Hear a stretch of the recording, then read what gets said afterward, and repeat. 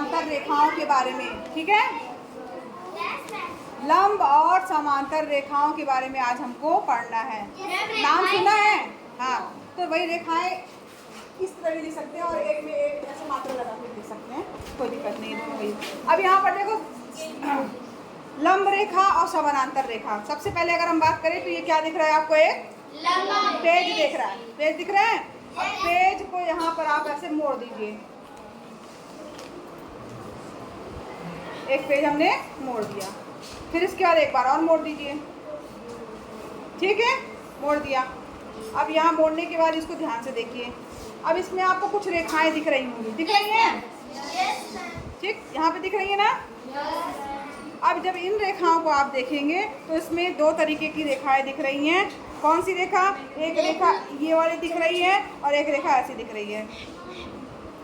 ऐसी रेखा, एक रेखा लंबी दिख रही है और एक रेखा ऐसी जाती हुई दिख रही है।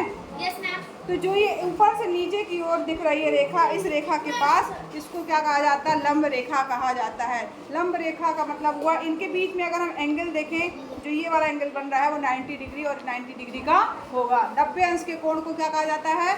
समकोण। और जो समकोण बनाती हुई रेखा होगी तो दूसरी रेखा पर लंब कहलाएगी, ठीक है। जो समकोण बनाती हुई रेखा है वो दूसरी रेखा पर क्या कहलाएगी?